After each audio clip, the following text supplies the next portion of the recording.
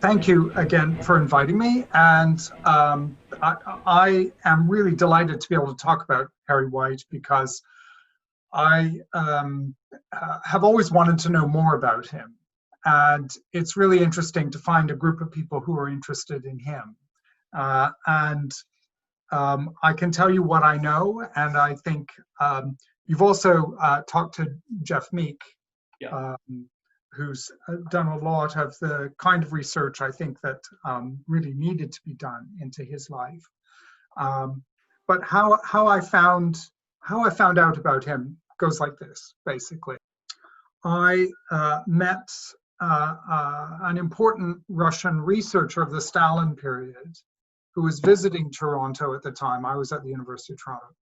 And he and I had a conversation where I just wanted to know, look, in the archive of Stalin's papers and so on, what do you know about, what have you seen that might have anything to do with the recriminalization of homosexuality in 1933-34?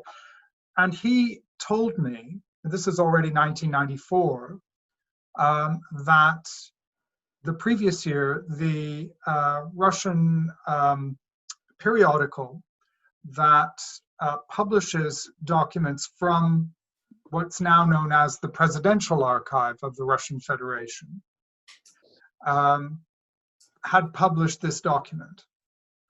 And in fact, he didn't refer to the Harry White document. He referred to correspondence between Stalin and the secret police that initiated the recriminalization of homosexuality.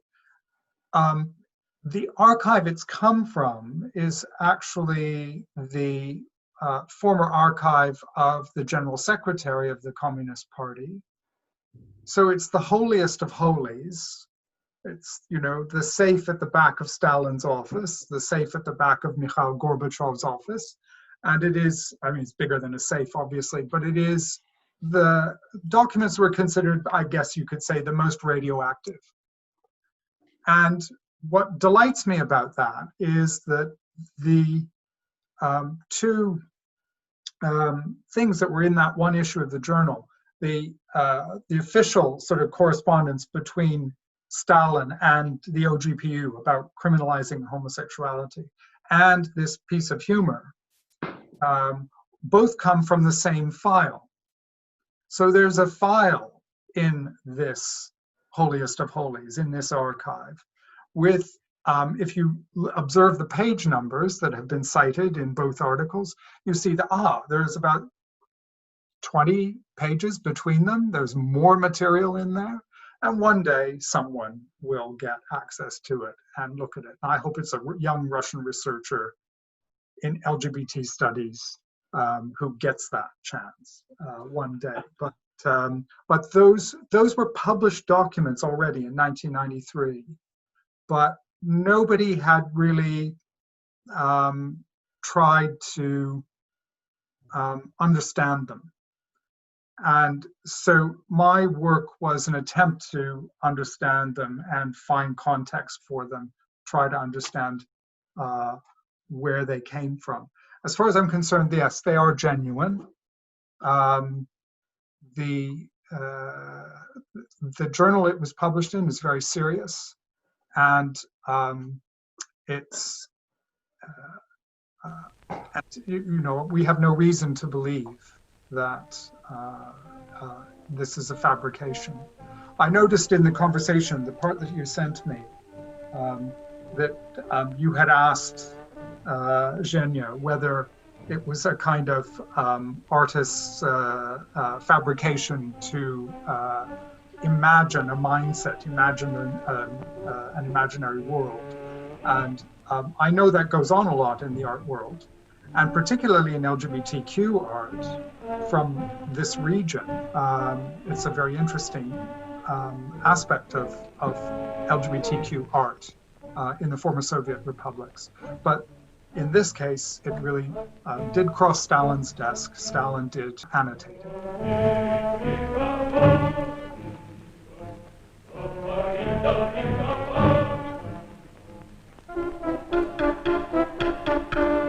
in possibly weeks or days before Stalin's reading this letter, he's actually looking at the text of the new law against sodomy, and he's editing it.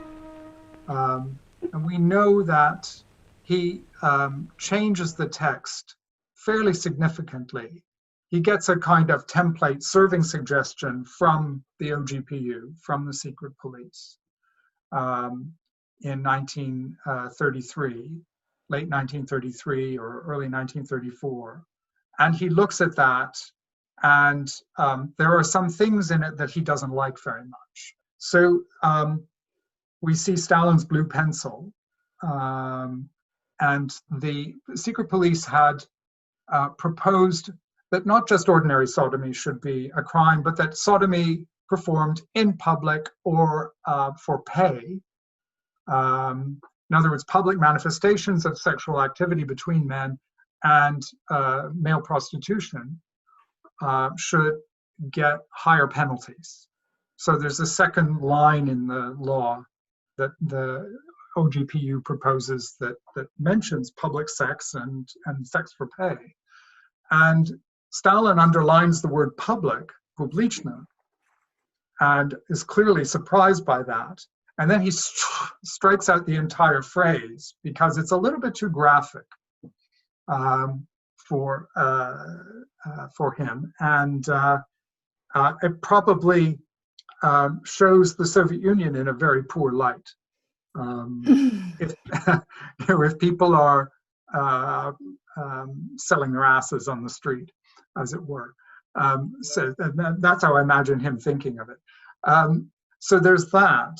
And there's also another point where he edits the law, and that is around the sentences, the minimum sentence for sodomy. And he makes it clear in the law that the minimum sentence should be not less than 3 years in corrective labor camp. And the importance of that is that a sentence under 3 years, which would have been possible in the draft that the OGPU sent him, would mean that you could go to, you could end up in a local penal colony that was closer to home and that had potentially a sort of lighter work regime.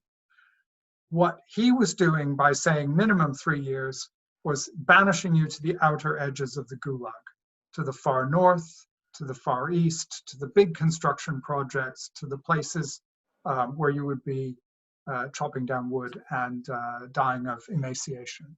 So it was a very significant edit he did when he changed the sentencing parameters for sodomy in 1934. So those are two examples, I think, of Stalin's mind looking at this problem that we can get. Could I ask two questions? Sure. Firstly, just my mind runs apace. Do you think this relates to his own upbringing in seminaries, A, and B, I mean, why was this an issue? Why was he bothering to do it in 1933? Okay. Now, as far as Stalin's personal relationship with homosexuality, we can be sure he's probably heard about it from his stays in prison and his exile, and from his association with same-sex institutions like the seminary, and then later on army and secret police. It will not have been news to him in 1933 that such a thing existed at all. And it was very, very commonplace in boarding schools like the one he went to, the seminary in Tbilisi, that male same-sex relations took place, coerced and voluntary in those kinds of settings. So what we can't do is put Stalin, in the bed with another boy and say that happened. We don't have that documentation. But in the institutions you mentioned, such as the army, the seminary, and the same-sex institutions, it's possible that the homosexual act was associated with rape. Yes, that's exactly it. And so we're not talking, see, this is where we get into trouble, I think, because you can talk about the homosexual act, but then if it's rape, how much are we talking about homosexuals? How much we're talking about heterosexuals, bisexuals, people who are on some kind of spectrum or not, which is why I'm cautious about saying that Stalin had a particular view about homosexuals as such. That's what's so interesting about Harry White's letter. Is he asserts a homosexual identity for the sort of inborn homosexual, not the sort of acquired homosexuality, but the homosexual not through choice but by birth, as it were. And that's what's really interesting in his letter. So I think that's a partial answer. Now, why is Stalin doing it at this point? Yeah. First of all, the initiative doesn't come from Stalin's desk, but from the secret police. And that we still don't have a straight answer on this one, but there are a couple of plausible reasons. And I talk about these in both books, the old book and the new book. And the new book brings us up to date a little bit on what is knowable. What I think is probably going on is that in 1933, the secret police have to issue ID documents to every city dweller in the Soviet Union. And they start with the biggest cities, Leningrad, Moscow, Kiev. And they give everybody a passport. And during the passportization process, what they end up learning about the population is quite rich. And they never let a good piece of compromat go to waste. They keep it on file. And I think what happens in 1932-33, as passportization is being rolled out, is that they begin to notice clusters of friends and friends of friends of groups of male homosexuals, and they begin to think about the political problem that poses in an increasingly paranoid state. So what do they think was the political problem? That they're all going to not vote for Stalin? Well, they're all going to vote for Stalin because there isn't anyone else to vote for, first of all. But the problem is really conspiratorial groups of men gathering outside of the party's sort of organization and gaze, and cutting across all kinds of occupational and class and responsibility lines. So you have, cooks associating with high party elite members, associating with tram drivers, associating with the guy who takes your ticket at the Bolshoi Theater, and so on and so on. And it's not a very the secret police do not feel secure about that. But in what way could it be politically subversive? Well, we might not see that as politically subversive, but I think that the secret police thought differently, certainly back then. First of all, what we have going on, just to step back a bit, is a major crisis in urban Russia during the early 1930s. And it's been caused by collectivization and dekulakization. So there's this mass movement of about 10 million peasants into the cities to escape collectivization in the first 2 or 3 years of the 1930s. So that's a huge movement of people into the cities. The cities can't cope. There hasn't been enough building. There hasn't been enough food and infrastructure provided. And so the cities are crammed to the gills. And there are a lot of people who shouldn't be in the cities. And the government's response is passportization. And they're going to filter everybody in the city and decide who should stay and who should go. so that's the backdrop, if you like. There's a big crisis going on, and this is the sort of persecution of homosexuals is a kind of sideshow, kind of small beer compared to the bigger crisis that's going on. And of course, we have a famine in the countryside in 1932-33 caused by collectivization, and 5 to 7 million people starved to death in the Soviet countryside. City workers are fed. And this is another reason why passportization is so important. Filtering the population in the city is so important, because they are taking food literally out of the mouths of peasants. And it has to be for a reason, right? So the 5-year plan is the reason, productivity is the reason, and no one should be in the socialist city who doesn't deserve to be there.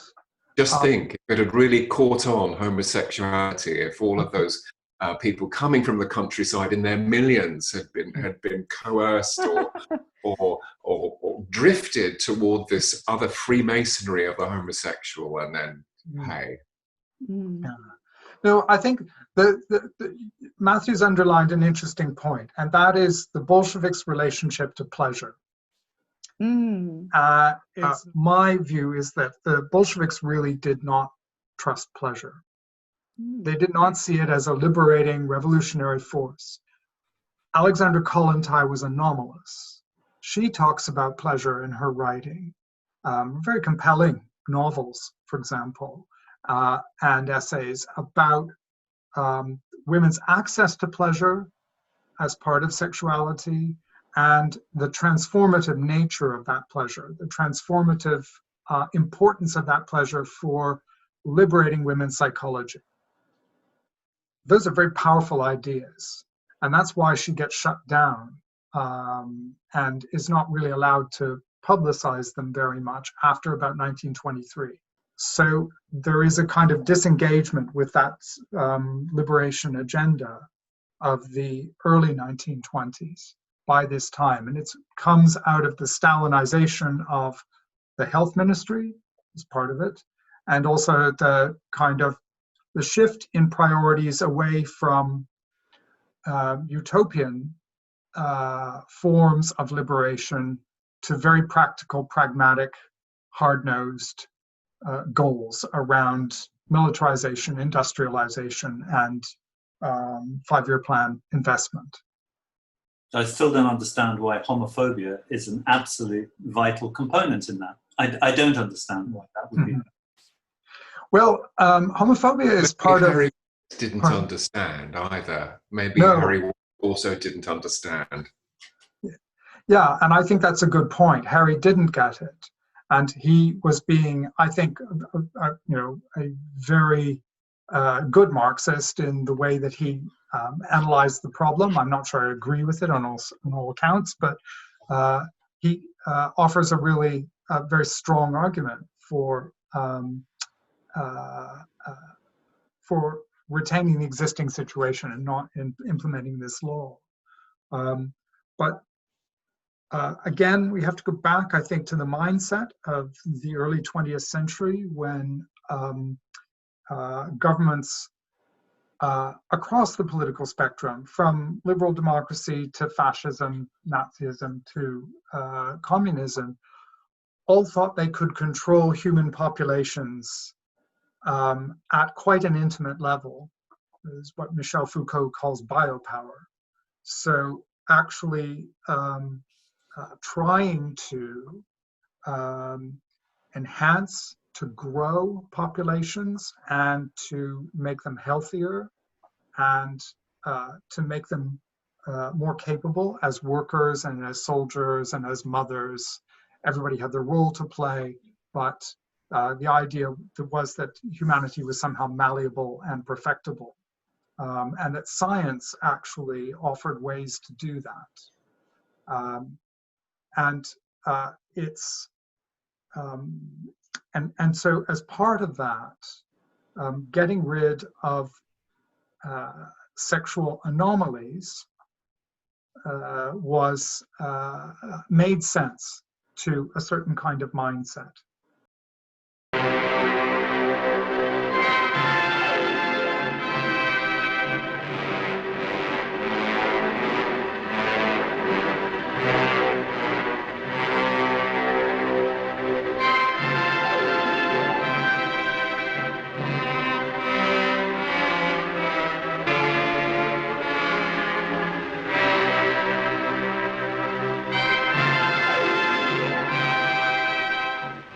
седлай коней, в Москву скакать.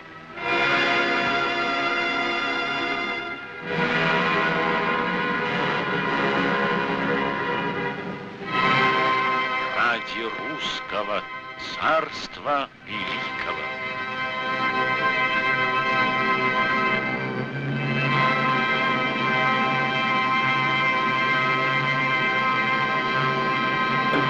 Come back to Harry White. What do you think he thought he was doing?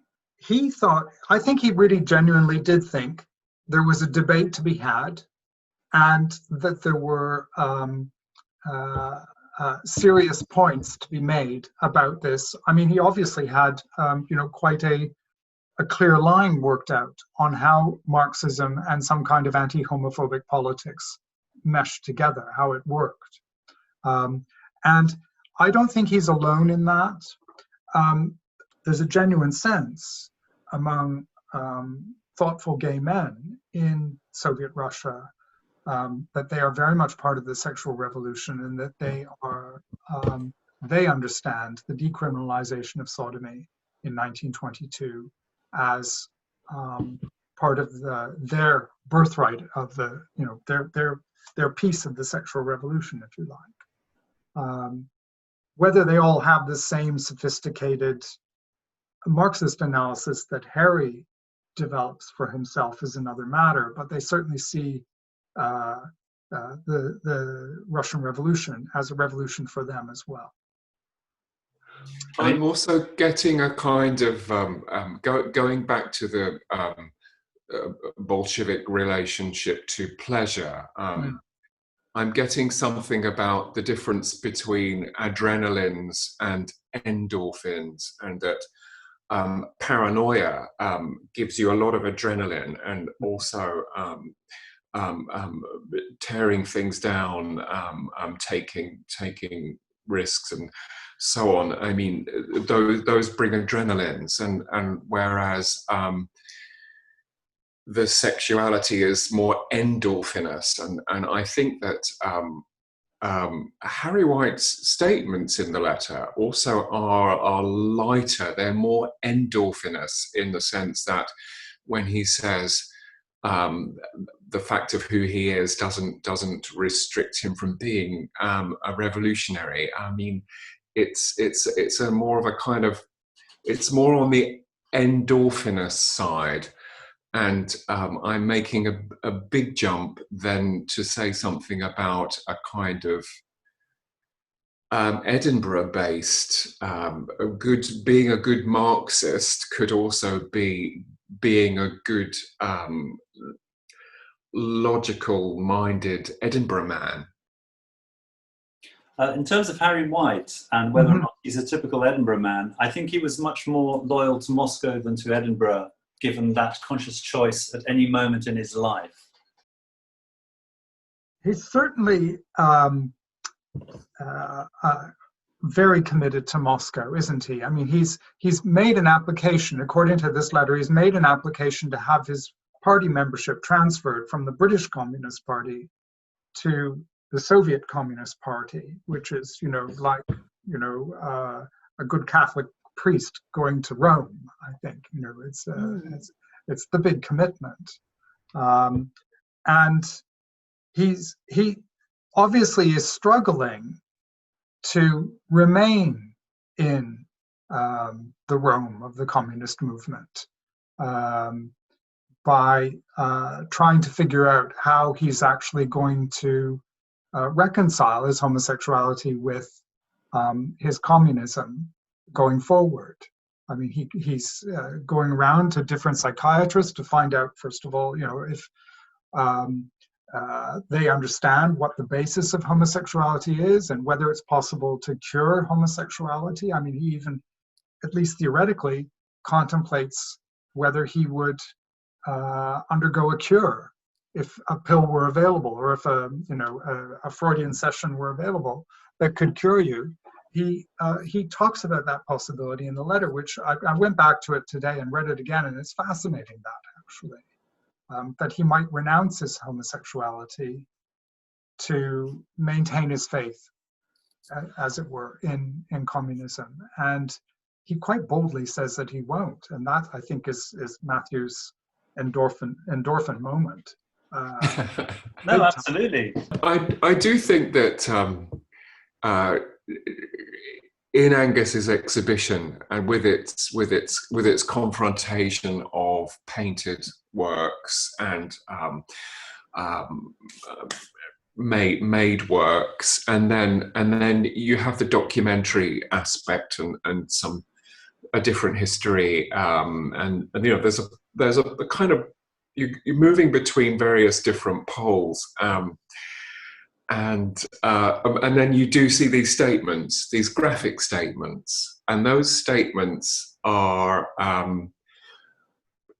taken out of their context and placed, and that these are actually, if they're simply read for what they are, the sequence of 6 words, or you know, like if they hang there, that they are uplifting.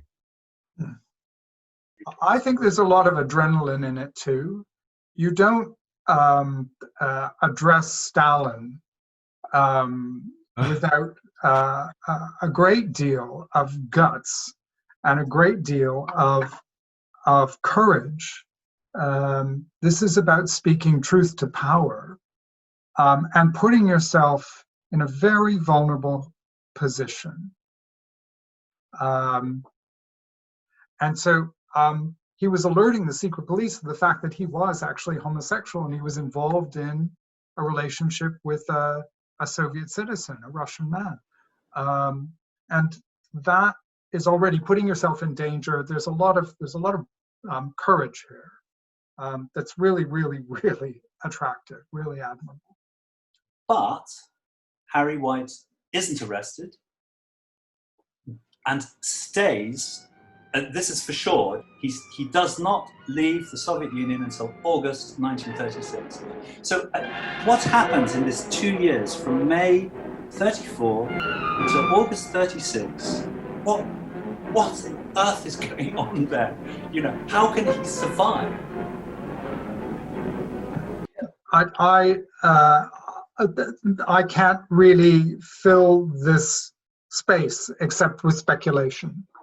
What I do know, for example, is that there are inquiries within the party about homosexual activity on the part of party members who previously had been, their homosexual activity had been ignored. But now it was under scrutiny as part of this kind of general review of people's documents and people's membership in the party. You know, one of the things that leads to the Great Terror of 1937-38 is a continual kind of churning of the party membership rolls from about 1934 to 1936, precisely your period that you're asking about. So every party member has to go before local commissions and justify themselves and blurt out their autobiography and say what they have done for the party and what their mistakes have been. Self-criticism. And it's a period of a kind of dark night of the soul for just about everybody in the party, particularly after the Kirov murder at the end of 1934. So the backdrop again is one that is growing in paranoia, growing in adrenaline versus endorphins, and growing in anti-erotic energy, I would say, as well. You know, this is a gathering paranoia that is engulfing the party, and you can imagine Harry being in considerable anguish during this period. So my question is, would you have been through one of these sort of purgatorial inquisitions, do you think, as a foreign correspondent? Almost certainly. Everybody, as a communist, it would have been a ritual that every communist would have gone through. Sorry, when you say that, do you mean women too? Yes, women communists too. Mm. So these are members of the Communist Party, not the entire sort of population of the Soviet Union, but that small elite that was, the vanguard of the proletariat, and who were members who were expected to conform politically. So they were going through, there was the verification of party documents, and then there was the exchange of party documents. So this is all paper-based system, remember, with no computers. And so people are being asked to bring in their party card and show us that it's a genuine party card. And then there is the reissuing of party documents the following year. I think this is 1936, when people have to come in and justify their membership in the party. And the party uses these contact moments of contact, to quiz people in depth about their political opinions, about their family and other contacts. Do you have family abroad? Do you have family who fought for the whites in the Civil War? Do you have friends and associates who are known supporters of Trotsky, and so on and so on? So there's that kind of inquisitorial and purgatorial sort of exercise going on. I'm sure that Harry would have had to submit himself to something like that, and it's hard to imagine what he would have said after having written that letter. He wouldn't know where it had gone. He wouldn't know who had read it. He wouldn't even know if Stalin had read it.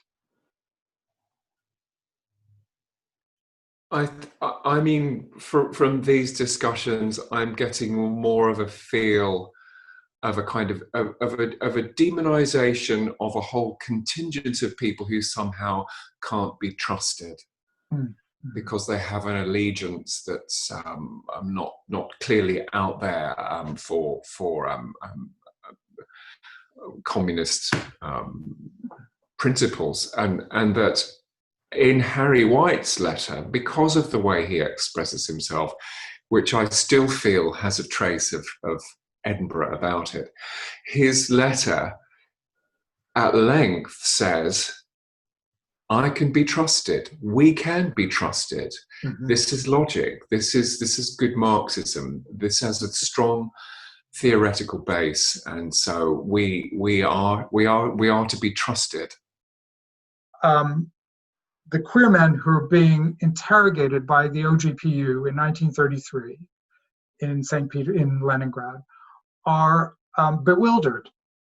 They don't understand what the purpose of this law is. They say, "What? You're going to arrest all the queens who are hanging around by Catherine the Great's statue? What's the point of that?" And they're